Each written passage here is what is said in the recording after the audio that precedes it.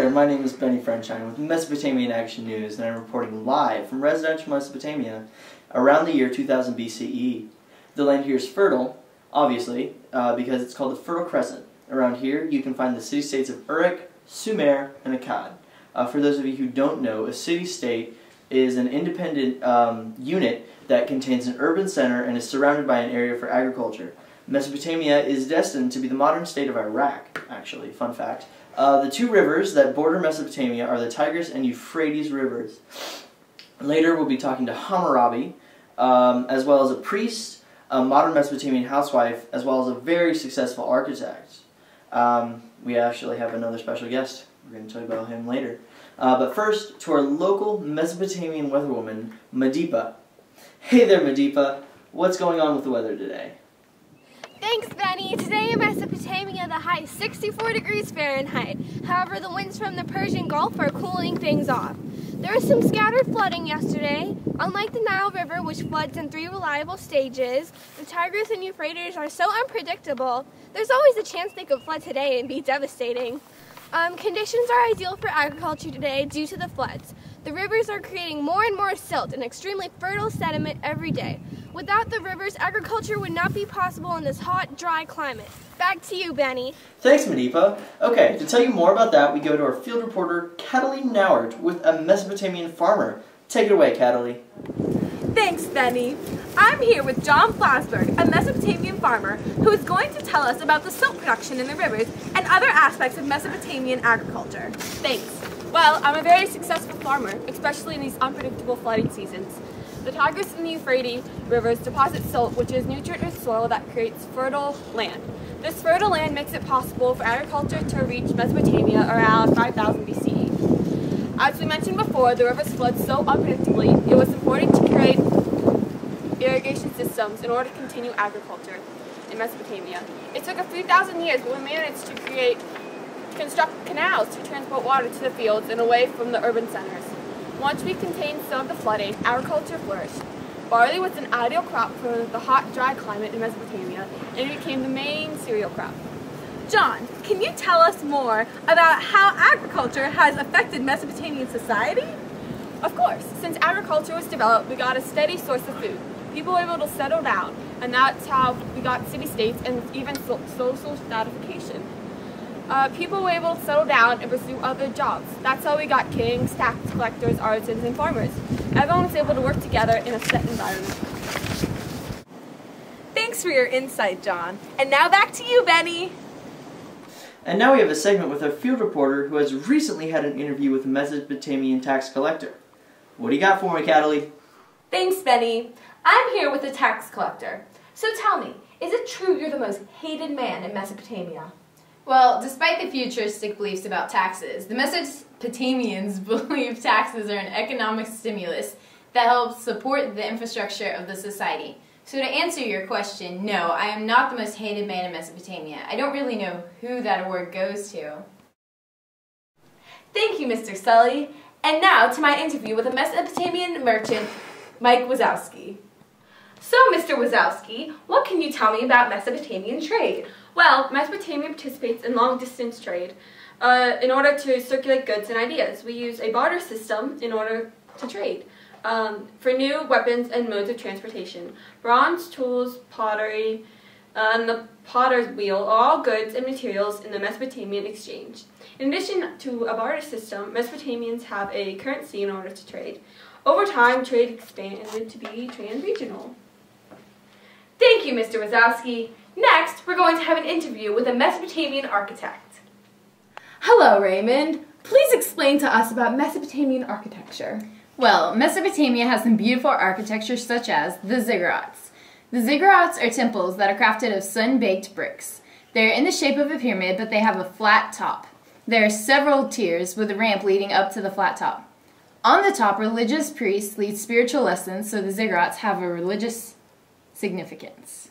And for more on the religious aspects of Mesopotamia, I have an exclusive interview with a Mesopotamian priest.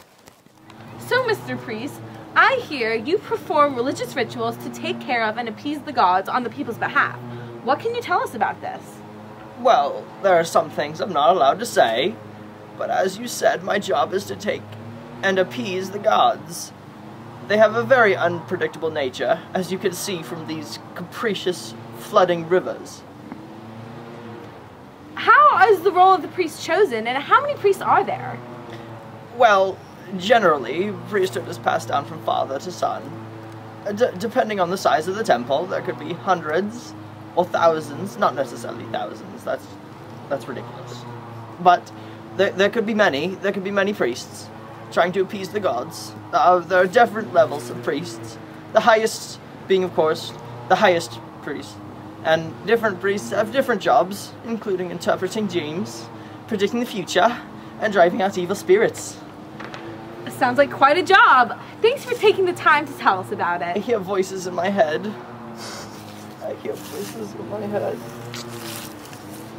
Now I have a special interview with a Mesopotamian scribe. So, Mr. Scribe, what can you tell us? Well, I record taxes and the business of the king. I do this in a special written language called cuneiform. Cuneiform is one of the earliest forms of writing, and it comes from the land of Sumer.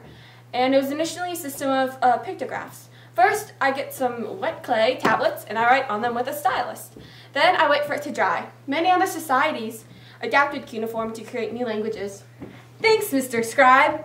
Next, I have an interview with a typical Mesopotamian homemaker, Plan Aki. Hi, Kylie. It's so nice to be here. Hi, Plan. So, tell me, what are some of your daily activities? Well, I must keep my house clean and orderly, or I might get bound and thrown into the river. And sometimes I go down to the market and sell my fabrics and other textiles that I make in my spare time. I keep my sons happy and healthy, and at bedtime they always ask me to tell them the story of Gilgamesh. My main priority is to keep my household and family together, but I also still have some freedom. Going back a little bit, could you give us an idea of what the Epic of Gilgamesh is about for our viewers at home? Of course. Well, I'll just give you a shortened version of it. So, basically, there was a man named Enkidu who lived in the wild, and Gilgamesh, a powerful king, heard of Enkidu and sent a courtesan into the wild to seduce him. This courtesan brought Enkidu into civilized society and promised to introduce him to Gilgamesh, the king. I like it because it shows society changing and the taming of the wilds of man. They live in...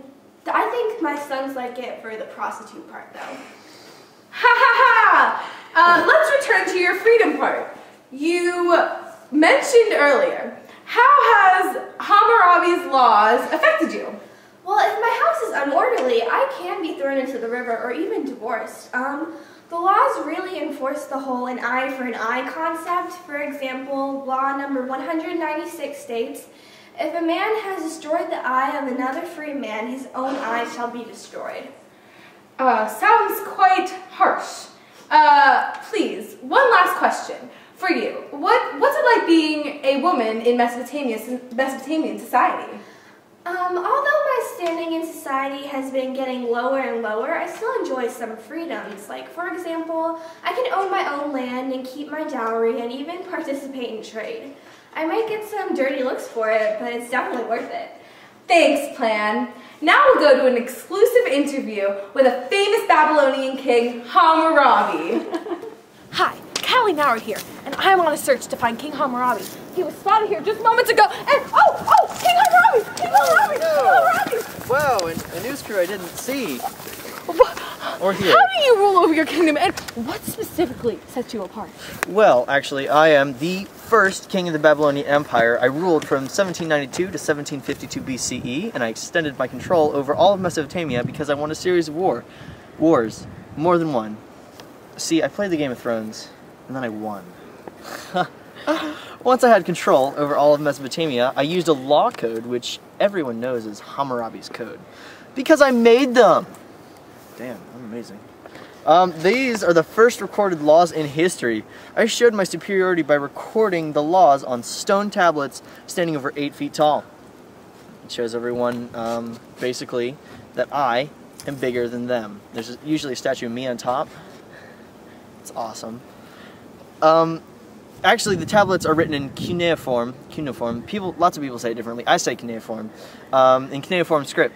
And my laws, they range from the punishment of slaves to the protection of innocence, alright? My most famous law is, and I quote, an eye for an eye and a tooth for a tooth.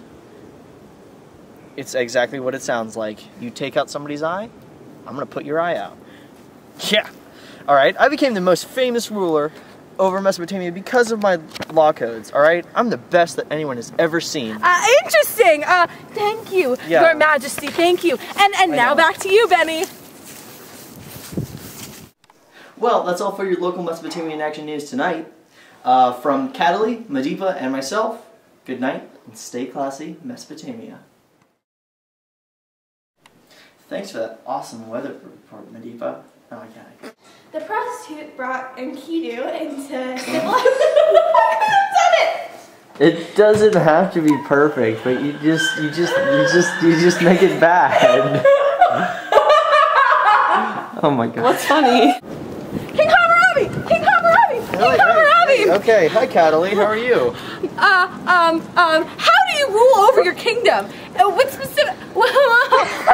Okay, hold on. I had control over all of Mesopotamia using this.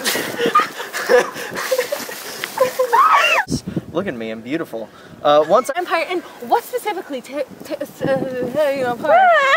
just took a photo when I didn't record. From what the hell is this? You're cute. You're like shaking. The rivers are creating more and more silt.